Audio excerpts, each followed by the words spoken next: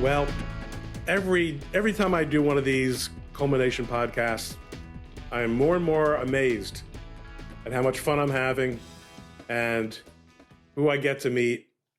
And this is another situation where you know somebody on Twitter, you know them, you interact with them for years, but you've never really hung out. And, you know, it's 2021. This counts as hanging out. And we're hanging out today with the extremely interesting and exciting Robby Starbuck. How you doing, Thank Robby? you. That's a beautiful intro. I appreciate it. No, it is kind of an interesting thing because it's almost like there's an internet family and you've never met a lot of your internet family. So it's always cool when you actually get the chance to connect over, even if it's over Zoom or if it's, you know, in person's even better. But it is interesting. There's also a downside to it, though. You know, sometimes you'll think somebody's a certain person and you'll talk to them for years and then you'll meet them in real life and you're like, yeah, you're nothing like I thought you were. Really? You've had that? That's disappointing, you know? You've actually had that? Where you misjudged somebody that in that I've way? had it happen. Well, not like terribly misjudged, but where I wasn't expecting them to be the type of personality they are, you know, like it was very divorced from what they portend to be, you know? That is very interesting. I think, well, that's fascinating to me. I have always found, of course, you know, I want to back up a little bit. One of the things that I found amazing, and this is going to be by way of sort of also introducing you to the 2 or 3 people who might not know who you are, or what perhaps, notwithstanding your background, you're up to these days, your background, your screen background. Robby is a guy that I followed on Twitter years ago, and he followed me. And I just thought he was this interesting Twitter guy, which is fine, right? And I didn't realize that he was a showbiz guy. And he's a pretty accomplished showbiz guy. And he's a Cuban, my second favorite Cuban in the world, I'd have to say right now. I have to know who the #1 Cuban is. Who is it? Well, I set you up for that, right? That's my mother, of course. Oh, okay. Still with us. Thank God. And Robby is running for Congress. He lives in Nashville now. He left Hollywood because he's a good man. He left Hollywood because he's a conservative. He left Hollywood because he's a family man. And now he wants to ruin all that. And he's going to explain to me why he thinks it's worth it, why he thinks it's worth going through the soul-destroying process of running for office and serving in Congress. We'll get to that in a little while. Robby, when did you realize that Hollywood wasn't the place for you? Well, you know, I always knew that, you know, in terms of values, we were not aligned. You know, that was something that I always knew. But, you know, I kind of felt like you could coexist in a way up to a certain point, but you couldn't make things overtly political, or obviously that wouldn't be the case. But as we got into probably 2012, I started to see these signs that we were veering towards, you know, really the left in America becoming very attached to more of a socialist mindset, and eventually would lead into communist mindset. And so I said, you know, I've been blessed with a platform. I already had a platform at that point because I had a large, you know, amount of big celebrities I directed. And so a lot of people followed me to see my work on a regular basis. And I was like, I've got this platform. I could use it to spread some ideas and to just come out and be honest about my politics. It wasn't so much of an issue until 2015 when I came out and endorsed Trump, because I did it early and it was very, you know, that was not a popular move in Hollywood. And it was that point where we lost about 85% of our business, like that first month, really. Really? Something like, yeah, I mean, it was immediate. It was swift with all of our, and you have to understand, I knew this would happen. I knew we would lose business. I knew that would be the case over Trump because I knew how crazy people were getting about him.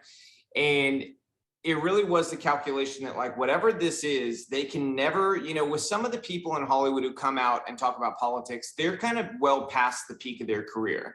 you have to understand, when I did this, I was at a point in my career where I was turning down jobs left and right from major studios and from major artists all over the world. And you're like, what, 19 now?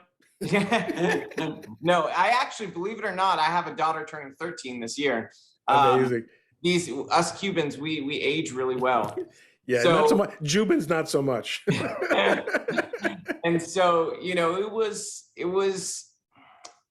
interesting to say the least, because knowing you're at that peak, nobody can say, oh, well, these people aren't working with you because you're just past your prime or whatever. We were at the point as a business where we didn't have enough directors to take on all the jobs we were being offered. And so it was very clear this was political. And, the only ones who didn't leave were really the ones who couldn't, because the contracts were so ironclad, there was no way for them to get out. And it was, they were stuck essentially for years.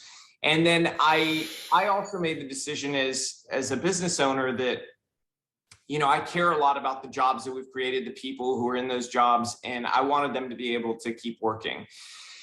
And so I sort of stepped aside from day-to-day business and allowed other people to take that on. So that helped, with kind of boosting things back to where those people could do what they wanted to do. Now, how did you weren't raised in Hollywood, obviously, because as we've said, you're a real decent guy. Where did you grow up? I grew up in Southern California, surprisingly not Miami like most Cubans. A lot of my family's in Miami, but I grew up in Southern California. It's the best way to explain it where people will know it is like halfway between San Diego and Riverside. Mm-hmm. And, very, not a big place, very just normal America, and so that plus my family losing everything when they came over from Cuba, those things really informed my view on the world. Growing up around people whose, their parents were losing their homes. My own parents lost their home, and having that sort of basis of that, a lot of Americans struggle, just to make ends meet. And then on the flip side of that, knowing that everything could be stolen from you if a government turns a certain direction. But then also the beauty of America shines through, because I was always taught, like every Cuban is, that like the most valuable possession we have is freedom. And the fact that in America, you can do anything. And because I believed that, I was one of those crazy people that believed you can do anything in this country. And it's true. Really is. I graduated at 15. I had finished my first year of college simultaneously with my last year of high school. I started my career really early. I was a go-getter, so I went out into the world and worked my tail off and started my company. And I did it all from the ground up with no Hollywood connections, no Hollywood family. And I made my dream happen, but it's also, I don't know if I can continue this interview. This is a level of I think. All right, we're back. Okay. I don't know if I can continue this interview, because there's a level of achievement. I don't know if I've ever spoken to anyone who finished high school at 15 and finished college in a year. No, I didn't finish all of college in a year. I finished my first year of college. Oh, I see. With my last year of high school, yeah. I get with the AP, you had APs in there? I actually drove to college at night. So when I would do high school during the day, and then I'd go to college at night, and I had a job too. So that job, it wasn't a full-time job, but I had a job. Cubans have a great work ethic. I mean, this is going to be a love fest here. If someone asked me in a podcast, I don't know, it's all becoming a blur to me in the last couple of days, about my journey to becoming a conservative. I said, what do you mean by journey? I was raised by a Cuban immigrant. There was never any moment where I was not anti-communist, patriotic, grateful, and extremely cognizant of what a difference America is from everywhere else. And my mother's parents were from Poland, and they left during Batista in 56. So, but they left Poland in 35. So keep an eye on Coleman. Okay, as long as I'm here, you're safe. But it is fascinating to me that Cubans have, the way Cubans have have this appreciation that it seems that a lot of, actually, no, also people from Eastern Europe. We have a lot of friends on Twitter who are Eastern European immigrants of different ages, and they also are the biggest patriots. I mean, why do you suppose? I mean, would you say that Latinos who from other countries, what's their attitude towards the appreciation for America, or are they even conscious of it? I mean, you tend to. I'm imagining that your family was pretty well educated. Yeah, so in Cuba, they were kind of normal people. I mean, they were definitely, despite what the left says, everybody was literate in Cuba for the most part. But your parents were gangsters, right? That's why they left, because big time gangsters. No, it was, it's one of those things. I think it's hard for any other group of Latinos to be as appreciative of America as Cubans, because Cubans really saw the worst of the other side of the coin. So it's kind of like, when you're young, a lot of people tell you, if you don't know heartbreak, you'll never know love, or if you don't know pain, you'll never know pleasure, things along those lines. It's kind of like that. And I think that's one of the things that really poisons young people in America, is that life has been so easy for them that they don't have anything to compare negatively to communism, because life has just been so easy. So any minor thing that sort of in any way ruffles their feathers, they see as an indictment on capitalism, because they've never experienced anything actually hard. And so, but in terms of the Latino question, I will say, some Venezuelans, are definitely on the same page, and Colombians, I've seen, sort of have the same mindset. So it's mixed, because then there's some too, that confuse me, because they're from Central America or they're from Mexico, and they actually have very conservative values. Like they would be considered far right values to the Democrats, but somehow still vote for Democrats. And I think that's changing. I mean, we saw in the 2020 election, the larger voter demographic shift that we've had between the parties was Latinos. So it is changing, because we're starting to break through on that messaging that, hey, look, our values are in alignment. You don't have to believe what CNN says about us. We're not all the things that they say. So I think to a degree that's changing, but there's definitely a separation, within the Latino community. It's very different than, say, the Black community in America. There's a lot more like tribal elements within the Latino community, where everybody kind of has different wants, needs, and it's very split in that regard. Yeah, I think I saw this also when I was involved in the Slants case with Simon Tam, and I, for the first time, began to sort of get a view into the world of the politics of second generation Asians.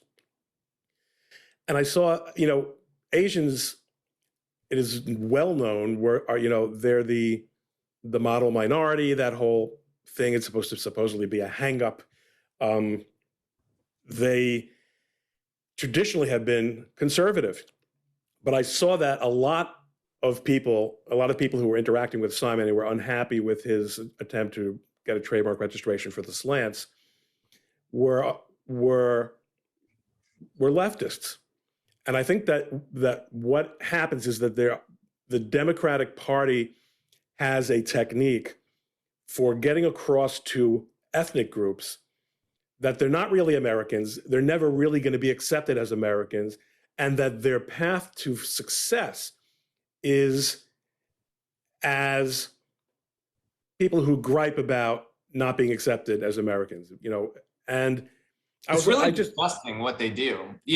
A good example of this is the program I was in that allowed me to graduate early and all that. It's a special program in California that they're getting rid of now. And they're getting rid of it precisely because they say there's too many Asian Americans in the program. And that it's essentially, they're calling it racist. It's racist because not enough people of all races are. Let me tell you something. In that program, your race is not a barometer of how you get in or how it works. It's all based off of work ethic. You have to have work ethic to do it. I saw the people who made it through. I saw the people who failed out. It had nothing to do with what skin color, background, or anything. Some of these people came from the worst parts of town, and other people came from wealthy parts of town. It was all mixed in that regard in terms of socioeconomic backgrounds.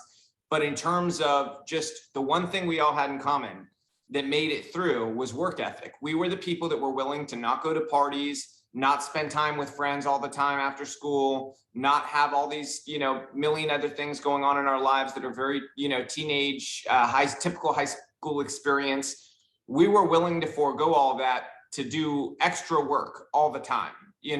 I was working on the weekends on school stuff, on packets they would give me that I could do to get credits all the time. I was working on that. So this is to say their ideology is built around, they know their survival, rather, I should say, is built around this idea that we have to have an oppressor class and an oppressed class. And if we don't, they know that their ideology can't survive. There's not going to be enough oxygen in the room for them. It's going to suffocate the ideology, and they know that. And so that's why I get asked sometimes by parents here, because we live in a red county, and I'll have parents ask, why do they push the critical race theory knowing how unpopular it is? And I'm like, it's not about you. It was never about you. It's not about it being unpopular. They don't care that it's unpopular to you.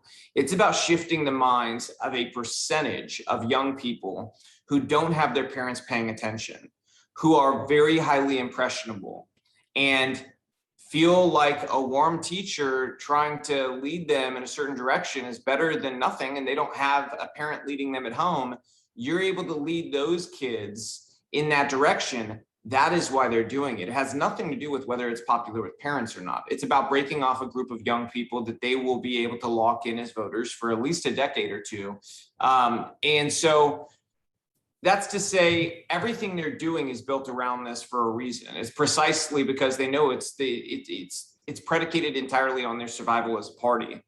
That's right. And you talk about breaking off groups. You're not Latino. You're white. You're white because you're conservative. Yep. So any conservative who is a member of a minority group is denuded of his status. Candace Owens is white. Okay. Yes, that's what I was.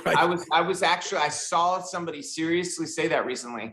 Here's the other thing that's broken about their whole fixation on race. Okay. What do they say to somebody like me when they find out, I'm not Elizabeth Warrening anybody here. I do have African in me, a pretty good chunk of African, but you wouldn't be able to tell looking at me. So how do they treat that? What class, like at what point are we no longer judging people based on even what their actual race is, but just saying like, hey, I looked at you and you look like this, so you must be all these things. That is literally the very first thing that you're taught as a child not to do. How many of us have ever heard the phrase, don't judge a book by its cover? It's basically, we're professionally teaching children to judge books by their cover now and not look at the content inside. That should make everybody question exactly what we're doing here, because we're essentially saying, please ignore the information inside. Just look at the cover, make a judgment, walk away.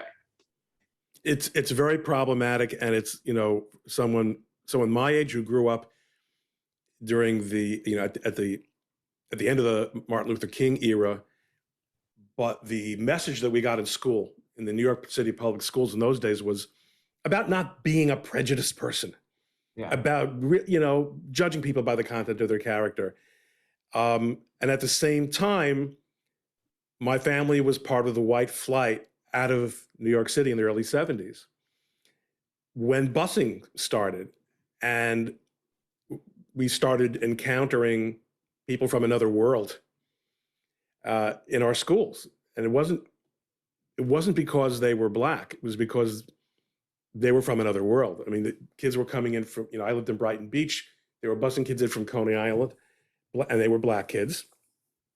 And they were wearing what appeared to me to be underwear to school, what we would now call a t-shirt. In those days, it was unheard of to wear a t-shirt to school. You would dress like a little person, and it was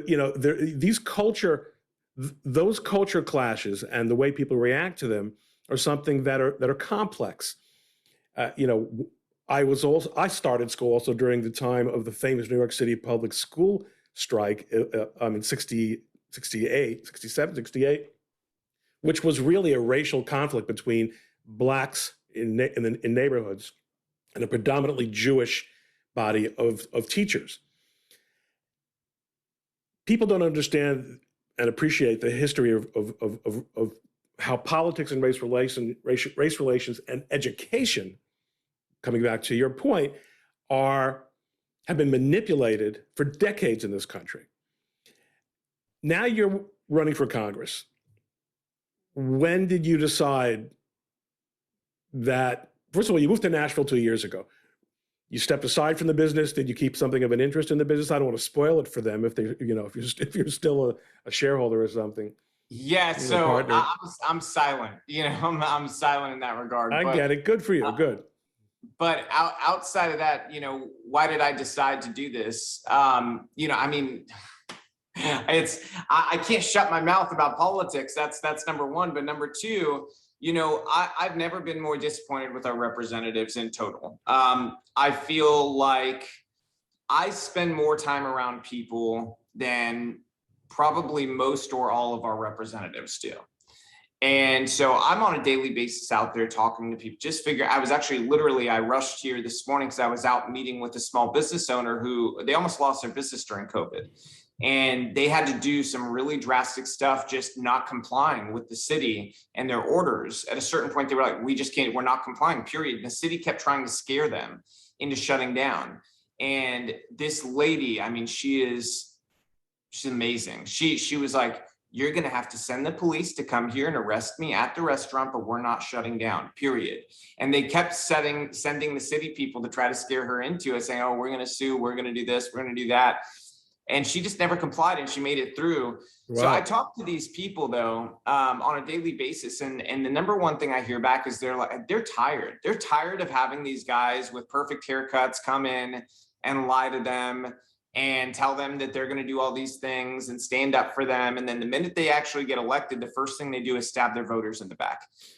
If somebody so much as, calls their voters terrorists, they don't even defend them. They don't even actually try to make any sort of defense, let alone have an offensive message. And that's really the other part of it, is that, I look back at 25, 35 years of history over these past 25, 35 years, and I ask myself, what have we conserved aside from the jobs of politicians who failed us? And I can't find a good list for you that says, hey, we actually preserved our culture in some way, or we did this or we did that. It's always ceding ground just little by little. And eventually you look back and it seems like we ceded a lot of ground, and so I'm tired of this ideology that you have to play defense all the time, because if this is a basketball game, we're leaving 5 people on defense. We've got a group of people in DC who think that if you only give up 4 points and you lose by 4, it's a win. It's not a win. It's a loss. So so let me get you, past election day 2022, yep. You've done it. They didn't kill you with redistricting, and you beat the Democrat, and you're there, and you have observed what has happened to someone like Margaret Taylor Greene, who is an example of someone who it seems is trying to do very much like what you're describing, which is stay on offense, focus on, not accepting losses as wins, all those things you just described. First thing that happens is she's stripped of all her committee seats. Yeah. Include with the votes of many of her fellow Republicans, exactly the kind of craven nothings that that I don't want to say I don't want to put words in your mouth, but that we're talking about. How do you avoid that having to Robby Starbuck? Yeah, so to be perfectly honest, I'm more polished and I understand how this all works. Okay, I think I'll spot you that. I don't think, in terms of being more polished than she is, I think we can probably agree that you are. And that's not an indictment on her. It's no. She came in, I think, not fully understanding the dynamics of DC. Now, see, one of my strengths is I've worked in a business with leftists for a long time, and I know how they think. I know how they work. And a lot of their mindset is the same, the egocentric, narcissistic mindset is sort of the same sort of thing you encounter in large part in DC, period. No matter what side of the aisle, you're on. There's good people, no doubt, but we have sort of an overflow of people who could be replaced.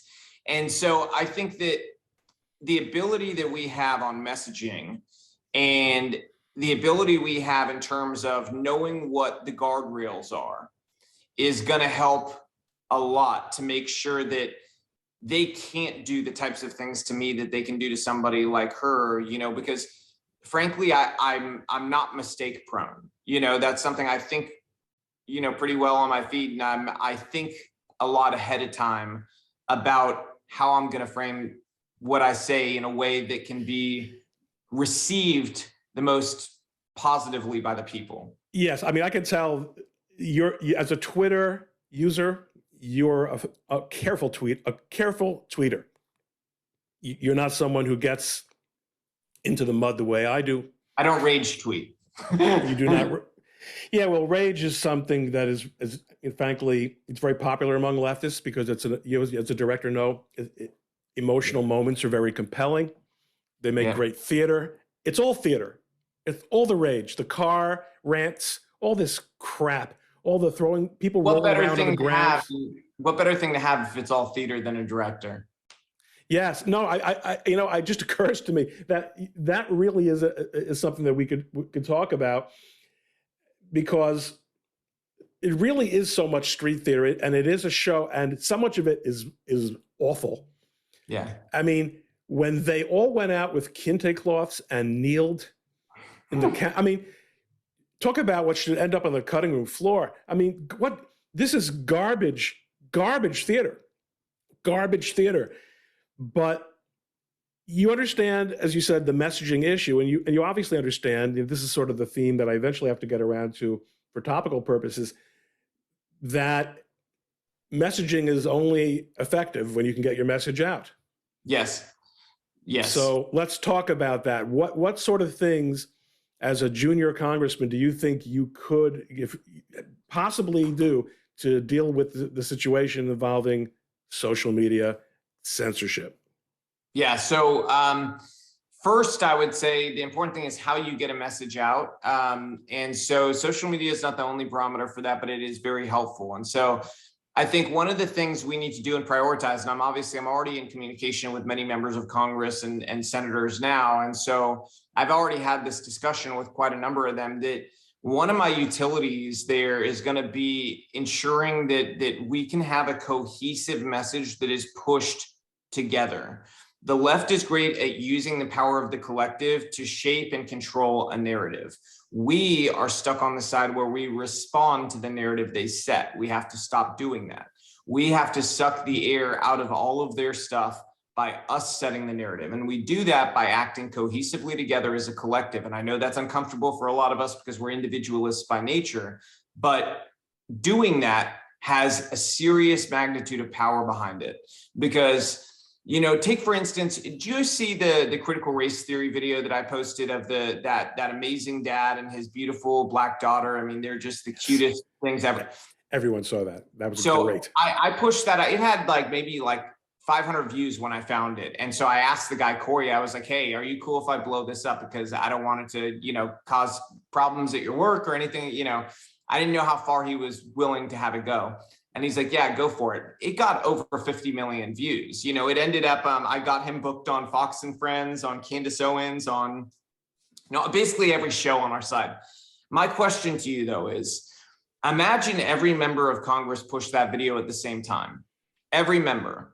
We control the narrative then. And then guess what? Not just people on our side have to cover it, but then the View's going to have to cover it. And then CNN's going to have to touch on it. They're going to have to, this is how you control a narrative. If we suck the life out of what they're doing and we refuse to respond, all of us uniformly, to their narrative setting attempts, and instead they see we are all doing this one thing and we've produced 500 million views on a video like that, that helps set a narrative. And we have to learn how to use the social science of that type of thing to help craft and create narratives so that we can push our message out with an offensive message and sell what we actually want to push. We can't constantly defend what we want to push. we have to define it, because for so long we've allowed the Democrats to define what our policies and who we are.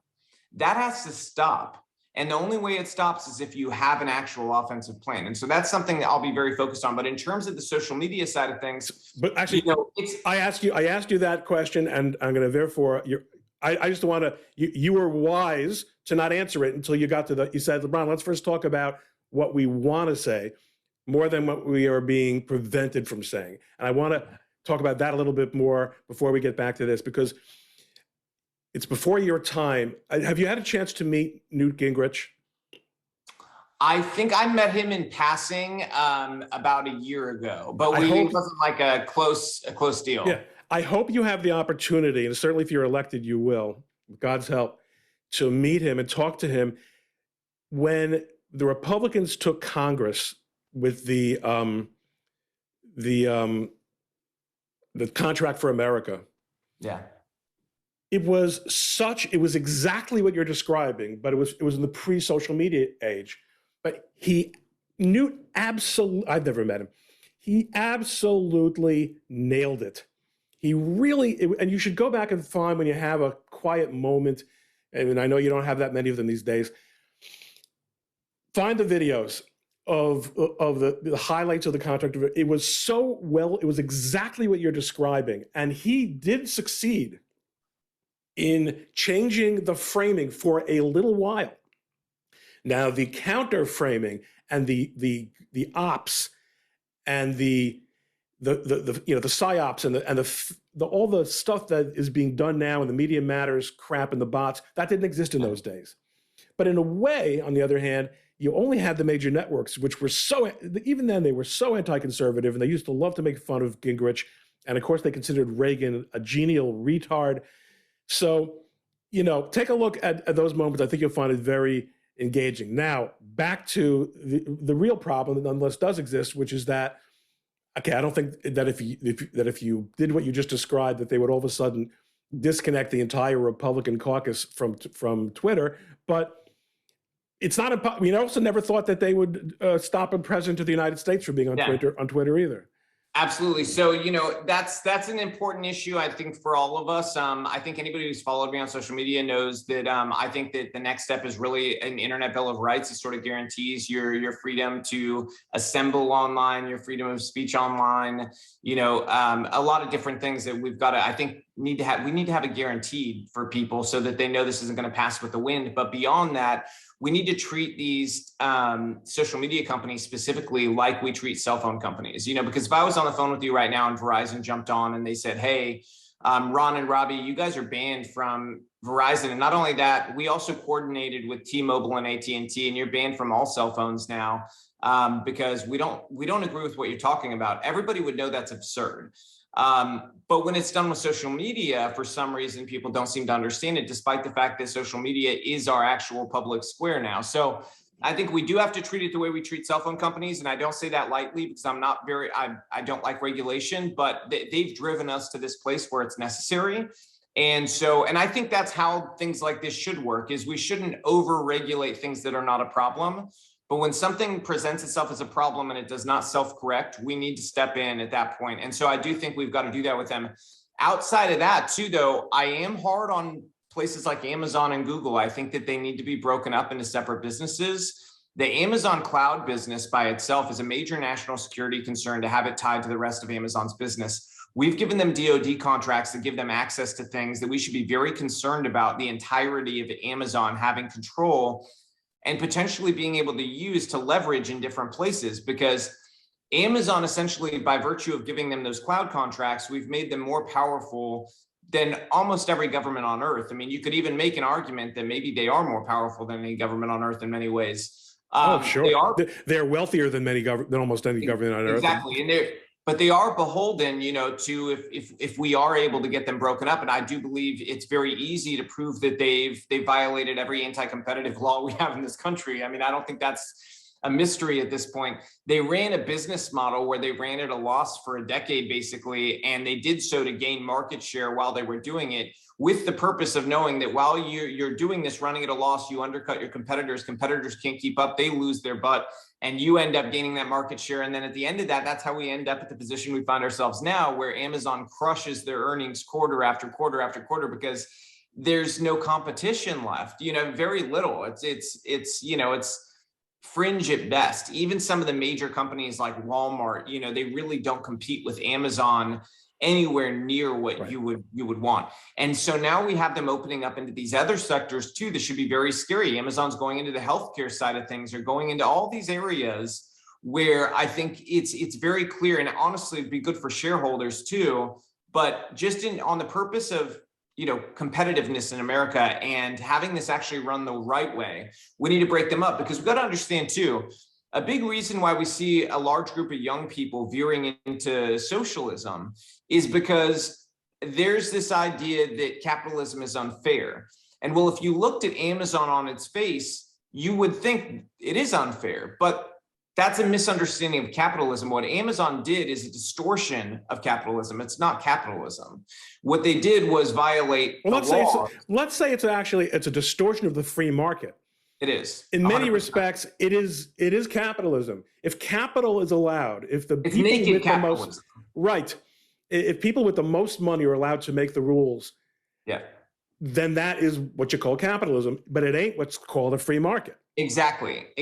And so I sort of, when I think You can use that, Robby. You can use that. I will use that. But that's exactly what it is. It's a distortion of the free market. And it's sort of a naked capitalism that is not what we are, sort of based on here in the United States. We don't just have, or shouldn't have, naked greediness that sort of dictates everything. And I think that's another area where we have a lot of opportunity on the Republican side to sort of rebrand and reframe ourselves as the party of the people that is not beholden to corporate interests. Meanwhile, you've got BlackRock essentially running the Biden administration. We need to draw those parallels and show them how these policies and people tied to the Democratic Party are the ones that are actually attacking their way of life, that are the reason you can't afford a home, that are the reason why you have trouble putting good food on the table for your kids. So I think that's the lane of the future for us as a party, is making sure that we are making a real difference with the, can you still hear me? Yeah, that we're making a real difference for the people, and that we are driving in that lane of fighting for people. I think there's also another point. Someone noted yesterday in a tweet that, or a couple of days ago, that among the mistakes that Trump made, and he made many, for all his many pluses, he never ever said no to a spending bill. He always talked, I'm not going to sign one. These emergencies, these continuing resolutions, they're killing us. They're killing us. When you approve an emergency for the government, the answer is never going to be when will the emergency end. The answer is when will the next emergency be? How soon? Because they're going to keep, the more you give them power. It's like when you give a mouse a cookie. Have you ever read that book? It's a little bit after my time, but I read it to my children. Yeah, so it's exactly how this all works. We're giving the mouse a cookie. They're going to want milk. That's, and we've got to stop giving them cookies. Okay. They're not asking for milk anymore. They're taking. We've got to stop giving the sewer rats cookies, and they're going to have to find their own food. We've gotten to a point, especially with inflation, what we're looking at here. It's untenable. We can't do this. This is going to drive us into a really dark place. And I don't say that as an opposition party. I say that as a normal person that's looking around, and I see more for sale signs on houses. I think housing is the next bubble to pop, because housing's been super hot, and BlackRock and all these investment companies buying houses left and right. And they've priced things so far out of a lot of people's budget. I'm starting to see way more for sale signs than I've seen in a very long time. And see, it just makes me fearful. And then the other thing that we see too is, Wells Fargo stopped their personal credit lines. They cut them off last week, all of them, and they're calling the notes due. Wow. So that makes me nervous, because 2008, that's a lot of, Lehman Brothers did the same thing. And shortly afterwards, we saw banks start putting caps on how much cash you could take out in a day. I hope we're not headed that direction, but with inflation, we very likely could be going there. So we've got to be very careful with spending bills and make sure that we're spending more time looking at how we cut waste than we are on how we can spend more money. And I think that that's something we don't do now. Right now, the majority of the time is spent on where are we going to spend all this money? And we're treating it like, a money tree. I mean, have you ever seen, you're a great meme guy. So you have to have seen the ones of Powell with the money gun. Powell makes the Fed makes the money go burr, That's what we're doing. And it's honestly like, it's a funny meme, but it's true. It's terrifying. I mean, the fact is, it's not just any particular industry or housing or interest rates. The whole economic system is a bubble. Yeah. You talk about looking at waste. I mean, we're not talking about $700 hammers for the Defense Department. We're talking about contracts for tens of millions of dollars given out to consultants just because they're part of the political ecosystem in Washington or New York. Yep. Just plain going from and the bailouts of Wall Street. The amount of money that Wall Street has taken out of the American taxpayers' hands. Are we gonna have a reading? I'm going to show you something. Show me. So you just reminded me. I'm reading this book by Carol Roth. Yes, she sent it to me too, and I've got to catch up with her. And so there's this endowments estimates. Okay, look at Harvard, $40.9 billion in endowments. Okay, and we're still giving them money from the government. Oh, well, so I'm constantly getting texts from Princeton University asking me for annual giving. No, I never gave them much money. A, I don't have much money, and B, I never gave what my charitable donations that I do give. I've not prioritized Princeton. I wrote back to the classmate of mine. I said, Princeton has a $24 billion endowment, and you're dunning me for $25 for purposes of getting the participation rate up. I tried to raise money for a yeshiva in Brooklyn that was closed down last year and had to rent a place in Pennsylvania so their students could learn during COVID while New York was still, in the red zone that it never seems to leave. And I couldn't raise $25,000 online, but it's mind-boggling. Listen, I've taken a lot of your time. It's great talking to you and meeting you in person. I hope we get to do it again soon. And we'll be keeping an eye on this congressional race and doing everything, obviously, that we can. When I say we, I mean the American people whom I embody, to support you in your efforts. And anything else that you want to mention in terms of stuff that we. Well, no, I appreciate you having me on. And I would just say, if anybody's interested in finding out more about the race, signing up to volunteer, you can volunteer from any state, or if you want to donate, things along those lines. Everything can be found at starbuck2022.com. There it is. Getting active is really the most important thing going into this election, and we're going to be helping too. So if you volunteer, we're going to be finding ways to help other candidates too, like school board races where they don't really have the national platform I have to be able to build a good volunteer base and things along those lines. So it would be very helpful if you can't give money, give time. And if you can give money, then I dare you to also give time. And if you've got social media influence, give love. Exactly. Give links and support Robby Starbuck. Great having you on. Hermano, we'll talk soon. Thank you. Awesome. Bye.